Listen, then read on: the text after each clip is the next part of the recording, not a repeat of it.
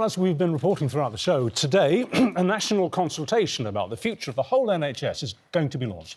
And patients and health professionals will all be invited to have their say on how they can transform the service over the next decade. And it comes as it's reported the NHS is going to get an inflation-busting funding deal in the budget, which is on the 30th of this month. But some health experts claim it's not going to be enough to tackle the chronic problems facing the health service. Well, the Minister for Health, Stephen Kinnock, joins us live now from Westminster. Very good morning to you. Good morning. Good morning. I would say that on the surface of it, the biggest problem it feels like facing in the NHS right now is simply the number of people not working in it. 125,000 vacancies in the NHS, according to the latest staffing picture, and 7 in 10 NHS workers in patient-facing roles say that staff shortages regularly impact the quality of care provided. Is that the biggest problem, and how are you going to tackle it? Well, good morning, and you're right that after 14 years of Tory neglect and incompetence, we are facing a huge challenge. We've got issues right across our health and care service, and they need to be fixed. That's why we're launching this big national conversation today, the biggest consultation about the future of our health and care service since its foundation in 1948. And there's going to be 3 big shifts at the heart of it: a shift from analogue to digital, from hospital to community, and from sickness to prevention. These are the fundamental reforms that our health and care service needs, and that will lead to a plan that will be published in the spring of next year, and that's going to be part of the government's thinking in terms of a radical 10-year transformation of the system. I understand that, and to be, with all due respect, you repeated a lot of what I'd already said, but without answering the question, which is 125,000 vacancies. If you're going to do a massive overhaul, is staffing your biggest problem, and how are you going to fix it? There's 2 ways to fix the issues that we're facing. One is around investment, and of course the Chancellor will be setting that out in her budget on the 30th of October. But the other is about reform. A big part of the reason that people are not applying to work in the NHS, or why there are big retention issues, as you rightly pointed out, is because they're frustrated with the system. It's not efficient and productive enough. There's too much pressure. We've got 7 million people on NHS waiting list, 2.9 million people economically inactive, and we've also got too many people who are leaving our NHS to go and work in places like Australia. So to make that stop, to get our NHS and care system back on its feet and fit for the future, of course investment is part of that, but it's also got to be about reform. And those big 3 reforms that we're going to make, analogue to digital, hospital to community, sickness to prevention, they will create a more efficient and effective NHS, and one where patient outcomes and satisfaction rates are much higher than they are. That's going to attract people to work in the NHS and keep them there. Lots of headlines have popped out of all the coverage of this story over the last 2 or 3 days. Let's just pick on one of them. This idea that it should be smart watches for all, which seems to sort of emphasise, if you correct me if I'm wrong, that much of the thrust behind this is self-care. You're putting the responsibility for health back onto the patient. Well, what we know, for example, people who have type 2 diabetes and blood pressure issues, they are going almost every month to their GP or hospital for either glucose check or blood pressure checks. That could be done at home with wearable tech. So that's one really good example of how we want to take care from hospital to community and move from sickness to prevention. Another really interesting example, a pilot project we're running in Wolverhampton, where people have been given personalised fitness goals and a tracker, which also relates to how much fruit and vegetable they're consuming. 28,000 people signed up for that. Billions of extra steps were taken, much more fruit and veg was consumed, and better outcomes for all. So that's a pilot. We're looking at the results of that, and we may well look to scale that across the country. Okay. So you're absolutely right, Richard. Prevention is always better than cure, and we want people to live longer lives, yes, but we want to live healthier for longer. And obviously, smart watches for all are going to cost a pretty penny. They don't come free. Would you suggest that the savings you would make, because people would be self-identifying problems before they arose, as it were, would actually cover the cost of that? Well, we know about the return on investment in terms of invest now to save later is a really important part of the principles that we have in terms of moving from hospital to community, from sickness to prevention, and from analogue to digital. The Chancellor, as you will have noticed, is someone that thinks very carefully about our public finances.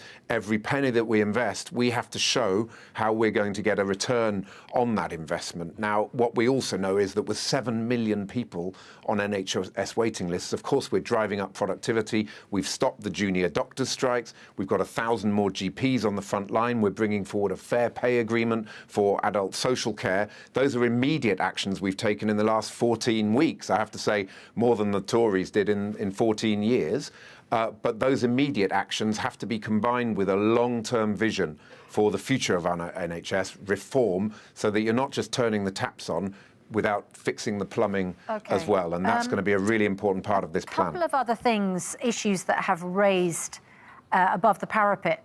Asking people to pay money if they've missed an appointment. Now, we'll notice that your boss, the Health Secretary, Wes Streeting, has not ruled that out altogether. It costs the NHS £1 billion or more when people don't turn up for appointments. So if you put in a nominal fine, would that make people think again about wasting clinical time? We have absolutely no plans to introduce fines for people who miss appointments. Are you ruling that out altogether then? Because it's in every paper this morning that you're thinking of doing that. I think the newspapers have massively overinterpreted the Health Secretary's comments. The point is that GPs, for example, are already massively overloaded with too much box ticking, too much form filling. And imagine if you loaded on top of that the responsibility for administering and enforcing a fine system. Why can't we have better tech? For example, if you book a table in a restaurant, many restaurants now send a text the day before to say, please confirm that your appointment is, that your booking is going ahead. We need to do that more. Can we just be clear? Can we just be absolutely clear? You are ruling out fining people for missing appointments? We have absolutely no plans to fine people for missing appointments. The Health Secretary's comments have been massively overinterpreted by the media. You'd be biting off your nose to spite your face, because you're loading even more bureaucracy and administration onto a system that's already groaning under the weight of too much red tape. Okay, so we have no intention of doing that. You'd be biting off your nose to spite your face. There's a grammar in these interviews where when a government minister says, we have no plans, journalists here, right now we have no plans, but in the future we might have a plan, which is sometimes why these things get misinterpreted.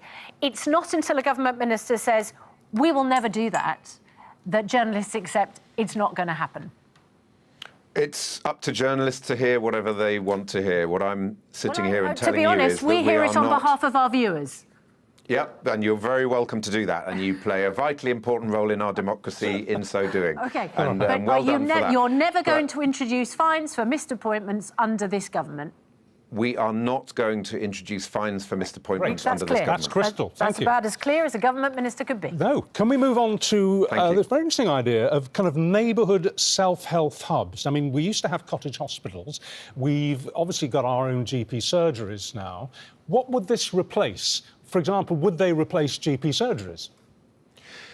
We have a vital shift in our plan, which is from hospital to community.